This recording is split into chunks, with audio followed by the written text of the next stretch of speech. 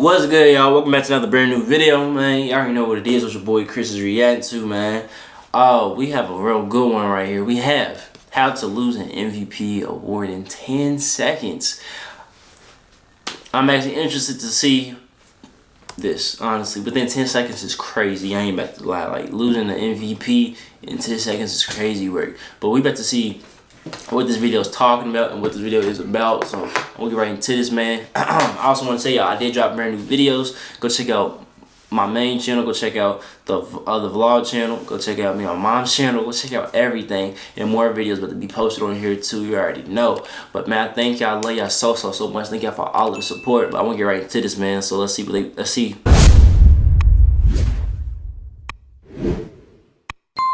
Is there a difference between the best player in the NBA and the most valuable player in the NBA? Yes, it's a bit of a loaded question, but with what's going on in the NBA right now, I think the question is more relevant than ever. In 1998, Michael Jordan was the best player in the NBA off of sheer skill and ability, but he was also the most valuable player in the NBA because of his impact on the Bulls for 8. Okay, but in MJ's standpoint, though, MJ was like, he literally was the best player. Like, there was no argument for that season. But seasons like this are usually an exception. The difference between the best and the most valuable are almost never this black and white. In 2011, Derrick Rose won the league's most valuable player award, despite the fact that LeBron was unanimously considered the best player in the NBA at the time.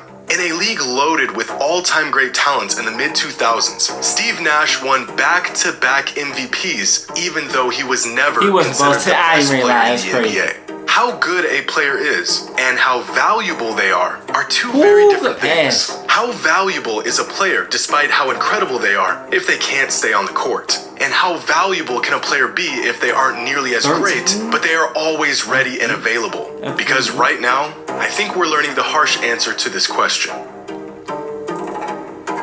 Man, I'll be honest, there is a difference, but I'm gonna see if he about to say what I was gonna say, but let's see. Last summer, the National Basketball Players Association and the NBA signed a new collective bargaining agreement. And within the terms of this new agreement was one requirement in particular that really caught the attention of fans and the players. A new 65-game minimum requirement for season awards. That's all NBA team selections, Defensive Player of the Year, MVP, everything. And despite some concerns regarding this new eligibility threshold, the terms were all agreed upon and signed off by the players and the league. I mean, after all, 65 games is just 80% of the season. In theory, this threshold shouldn't be hard to hit. At least, that's what we thought. Because just one season into this new minimum game requirement, and the worst case scenario is already playing out. Up until last week, Joel Embiid led the NBA's MVP race by a pretty wide margin. Up to this point, his season hasn't just been MVP worthy, it has been one of the greatest offensive seasons in league history. A sort of revenge tour for the backlash he received after winning last year's MVP over Nikola Jokic. And barring some sort of major injury, the 2024 MVP award was virtually his. And then, almost as if it was written in the script, Embiid sustains a major injury, causing him to miss too many games, making him ineligible for the MVP award. What's your thoughts about that? I feel like, honestly, depending on the injury, because, like, also, too, you do have in some standpoints, some guys really be injured, and they don't really be injured like that. 65, though, that's kind of a weird number. I say you could have went 60, probably, but I don't know. I feel like the MVP should go to the person that's really hooping this year. Like, listen, like, you could be the best in the league, but you can also not have the best year. But, like, if you're having the best year and you're playing your games and stuff, and you know what I mean? I don't know. Alright, y'all, be right back. Alright, y'all, so on cap, it's the next day. I didn't get to finish recording this reaction video because my twin, he actually ended up coming over because it was Super Bowl day. Then he came over with food and stuff, and then we sat and we watched the game. Then I just never picked up the camera. So, but hey, we back. Hey, let's do this. Let's go. It's too many games, making him ineligible for the MVP award. This is, without question, the worst possible outcome for not only Embiid, but for the NBA's new agreement with the players, making a new rule that seemed reasonable at the time look completely unfair and unreasonable in hindsight, even though it's not. In fact, the new 65-game rule is a benefit to the players, not a detriment. See, over the last 3 decades, NBA player salaries have increased almost exponentially, product of a massive increase in league revenue thanks largely in part to new, more expansive media deals. Large broadcasting companies fight for the rights to NBA media with massive checks, and in return, the NBA provides an exclusive premier product. In 2014, just a decade ago, the NBA signed a 9-year TV deal worth $24 billion, a deal that dwarfed all of their previous contracts combined. At the start of the 2025 NBA season, their new TV rights kick in, a deal that is worth an estimated $75 billion. And what would a healthy business transaction be without some guarantees and stipulations? The networks and entities picking up these contracts want certainty that once this deal kicks in, they are investing in a healthy growing product, a deal that benefits everyone. According to HoopsHype.com, the median NBA salary over just the past 5 years has increased from $2.5 million to $4 million. Wow. And once the new CBA deal kicks in, this number might even double within the next few years. The league-wide minimum salary has drastically increased as well, from just $500,000 in 2014 to $1.1 million. First of all, y'all looking at these numbers just smiling like that's also why they tell y'all, bro. NBA also mainly is just business. At the end of the day, it's just entertainment, man. This season, in 2015, there were only 8 players in the NBA making at least $20 million. This season, there are, wait for it, there's a lot of them, 75 players making at least $20 million. This leap in player salary does not exist without the CBA and without stipulations. League-wide, every player benefits from these ever-increasing deals. I want to see Brown up there real quick. Stipulations. Wait, who's second? Kevin Durant. Oh, Steph. Oh, snap. League-wide, every player benefits from these ever-increasing deals locked in by bargaining agreements. And in return, the companies who are paying up want to make sure that they're getting the best product possible.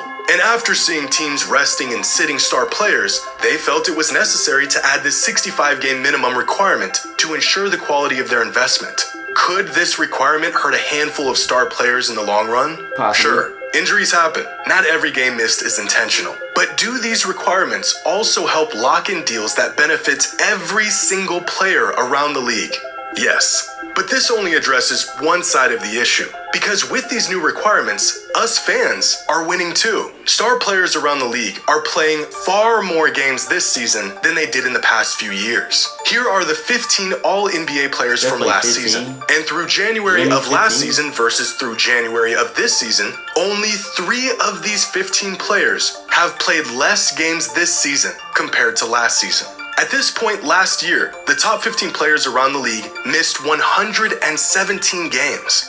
This season, they've only missed 76. That's bad. A decrease of nearly 55% of games missed. But even players who won't really be negatively affected by this new 65-game minimum are on the court far more often since this new rule kicked in. If we take a look at the top 50 players around the league in the 2022-2023 season, according to Box Plus Minus, essentially the league's 50 premier players, then here are those players and the number of games they missed through January of last season. 595. This season, in the first year of this new league-wide game minimum requirement, and those same exact 50 players have missed just 406 games. That is a decrease of nearly 45% of games missed from the league's 50 premier players. Now, 50 players across half an NBA season is not a small sample size. Is it a coincidence that all of these players are collectively playing nearly 50% more often than they were just last season? Probably not. But I think we're overlooking the most important part about this idea of a player being available and just how important that is to a team. After all, they say availability is the best ability. Yes. And although I don't know if I agree with this statement, there is a tipping point where a player who isn't nearly as good as another player starts to become more valuable simply because he's on the court more. For example, I think most people would agree that Stephen Curry was better than Donovan Mitchell last season, and all of the numbers would support this, especially this one, the estimated plus-minus metric, which has Curry as the 9th best player last season and Mitchell as the 21st best player last season. But if we look at the estimated wins metric, which factors in how impactful a player was and the amount of minutes they played, then Donovan Mitchell jumps to the 8th most valuable player, while Curry falls to 12th, because Mitchell played 68 games while Curry only played 56. There is a stark difference between the best player and the most valuable player. And although there isn't an argument for Mitchell being better than Curry, there is an argument that he was more valuable to his team because he simply played more games and made an impact on winning more often. This season, this same exact concept is unfolding on a much larger scale. When Joel Embiid is on the court, he is a monster. Even his biggest cynics couldn't deny the MVP run that he was on. And according to Hold up, I do want to say, Bucks picking up Pat was a steal. That was a great move. Pat Bev with the Bucks is about to be something crazy. Pat as a backup for Dame, that's something good. They had to just get their little situation, their little friendship, brothership, whatever ship situated. But he's the perfect player for them. He's not looking to score, but he's going. But if he need to score, he will. But he's a hustler. He's about to lock down. He's gonna play defense. And think about it, whenever Dame's out, then Giannis, he's more ball dominant. So Pat, he's gonna give him the ball, but Pat, he play his defense, get his steal, get his ones too probably. But majority of the time he's going to give Giannis the ball. He knows how to play with a star. Pat. Estimated plus minus, which again essentially looks at how good a player is. Embiid has been the best player in the league this season with an EPM of 10.1, followed by Shea, Giannis, and Jokic. But when it comes to estimated wins, Embiid falls to the 4th spot behind those same 3 players. The sole factor behind this is because he's only played 70% as many games as they have. At the end of the day, would you rather have 60 games from an MVP caliber player or 80 games from an All-NBA or even All-Star caliber player?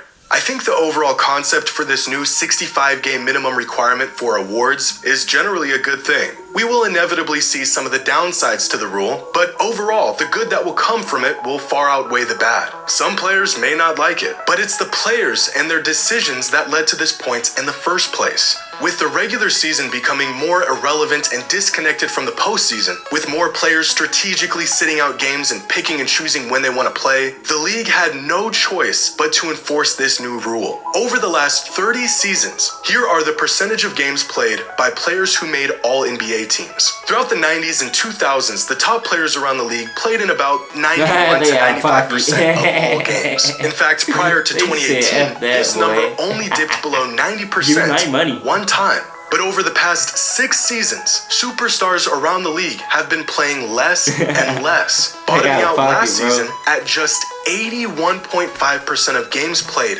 on average. But this season, would you look at that?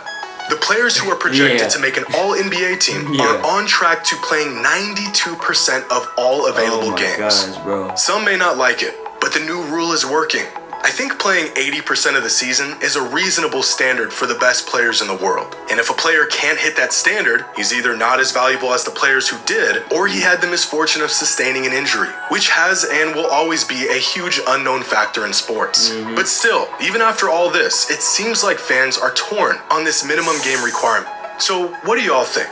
Is the rule too strict? Should there even be a minimum game requirement for season awards at all? Should they make exceptions to this rule for circumstances like Embiid's? What will be the lasting effects of this new eligibility requirement? Let me know your thoughts in the comments below. I really don't know, man. I have mixed opinions on it, but knowing how many games the was missed, it's pretty crazy. Y'all was out of pocket a little bit, man. I ain't really lie. But man, it's entertaining though. It's fun. But they gotta just honestly just prepare themselves and be ready for postseason. Really invest in their body, like how Brian, look at Brian, 40, oldest in the NBA, still doing it, still working. Still really working. I ain't really lying. Giving y'all that work. But hey, man, shout out Shay, going crazy. Shout out Embiid. Hope you get better. Shout out y'all, man. But hey, man, that's the end of this video though. I think y'all, love y'all. More videos will be on the way. Don't forget to be great. Continue to follow your dreams. Love y'all, man. Chris out.